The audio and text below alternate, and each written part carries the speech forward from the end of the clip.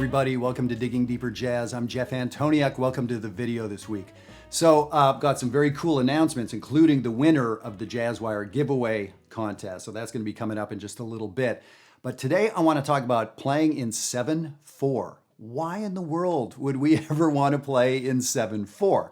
Well, one answer is jazz musicians have been doing this for like 60 years. Since the great Dave Brubeck album came out with Take 5 and Blue Rondo a la Turk, playing in odd time signatures is something that jazz musicians do. We play in atypical time signatures. We play in 3/4, we play in 6/8.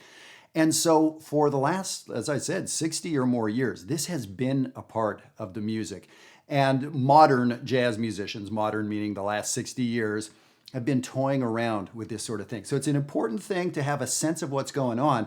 And I will tell you, this is something I've been doing myself for decades, and it makes your rhythmic sense so strong to question some elements of what's going on. And one thing I'll say is I'm actually playing this tune tonight.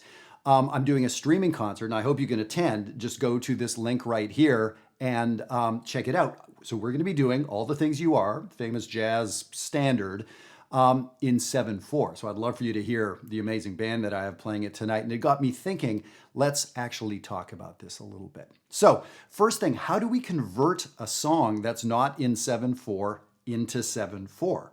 All the Things You Are is in 4/4. So where do we get all these extra beats from? How does that work? How do you morph a song like that? And so that's a great question. So we have to decide, am I going to add 3 beats to every measure? Does every measure of 4 become a measure of 7? On occasion, we can do that. It sort of depends on song by song, depends on your arrangement of it. But a very typical thing is to alternate a measure of 4 and a measure of 3. Item number 1 shows us 2 measures of 4/4. So if we can imagine those are the first 2 measures of All the Things You Are. So the way we're going to be performing this with my band is a measure of 4/4, a measure of 3/4. So essentially now what I need to do is every other measure of the song, I need to chop out a beat, right? So 4/4, that's great. Now the next measure is 3/4. I need to get rid of a beat. Third measure is great. Fourth measure, need to get rid of a beat.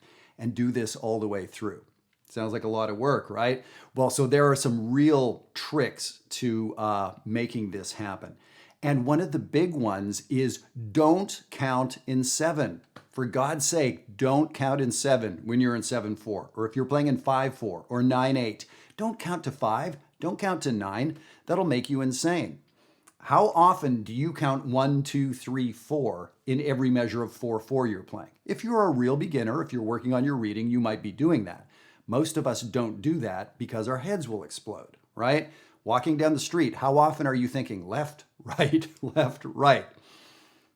You get it. So don't think in 7. So what we need to do is come up with the clave for 7/4. Clave is a Portuguese word that can sort of translate into the key.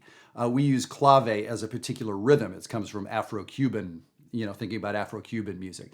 So we need to come up with an underlying rhythm in 7/4 that isn't counting to 7, that's going to help us keep our spot. That is the key. That's why you've been having problems even playing maybe 3/4 or certainly playing 5/4. Today we're going to talk about 7/4. So we're going to get to that in a second. I want to let you know that virtual jazz workshop coming up this January, Maryland Winter Jazz. I did this past summer because of COVID. It was an amazing success, so much that people were requesting when's the next one. So we're going to do it January 8 through 10. So check out our special guests. Chris Potter on the saxophone, one of the greatest saxophone players on the scene today, period. Chris Potter. We have Mike Stern on guitar. We have Terrell Stafford on the trumpet, and then a long list of our core faculty members, including Greg Fishman on saxophone, and Paul Bolenbach on guitar, and James Moore on trumpet, and on and on and on. It's an incredible way for you to study and play with these folks. So yeah, I want you to check it out, sign up. We only have 35 spots, so jump on one of those spots soon. It's going to book up quickly. Okay, so let's get back to this 7/4 thing. The secret is to count in 4. a lopsided 4. So if you look at item number 3 on the sheet, you can see the rhythms that I'm suggesting. And this is really how most people do it. So in 4/4, I don't want you to count to 4. I just want you to feel 2 pulses, 2 half notes. So these are our quarter notes. You play bang, bang. Great. So you did 2 hits. And so you only had to think about 2 things as 4 beats went by. So now the trick is the 3/4 portion. I want you to think of 2 dotted quarter notes. That is the parent rhythm for 3/4. This is something I've done videos on in the past. If you want to just go to YouTube and type in Digging Deeper Jazz parent rhythms, and you'll come up with a number of videos that I talk about this.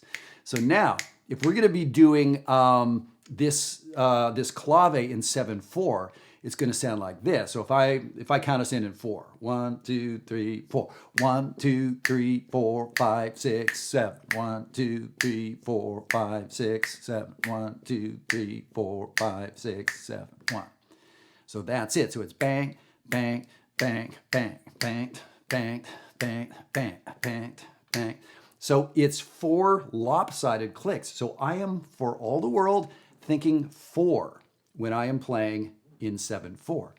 But the 4s, each of those clicks is not the same length. So that's the trick. It takes a little bit of practice. But if you're good at playing in 4/4, and if you have some skills playing in 3/4, that's how we put it together. So let me do this. I'm going to play All the Things You Are for you, and I'll play it as written on the sheet here. And so you can see what it sounds like. You can listen to what it sounds like. And don't leave, because I want to let you know if you won the Jazzwire giveaway.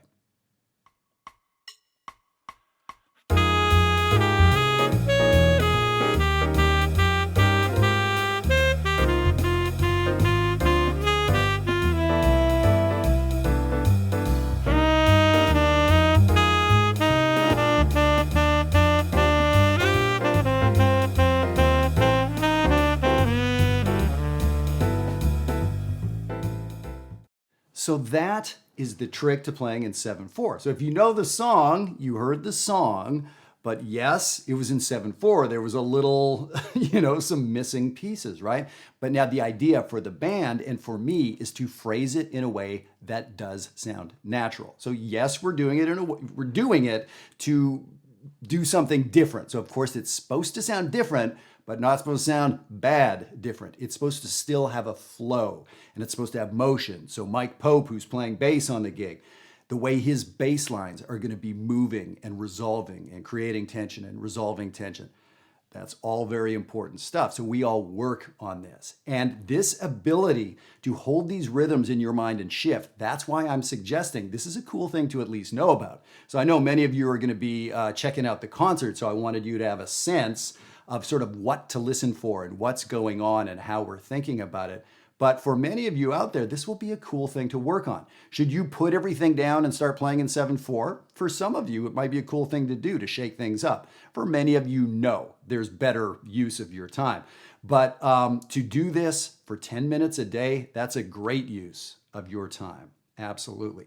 So the trick part, so as I'm going to do a little more playing coming up, and as I'm playing, see if you can keep that 1, 2, 3, 4, 5, 6, 7. 1, 2, 3, 4, da ba do da. 1, 2, 3, 4, da ga do da.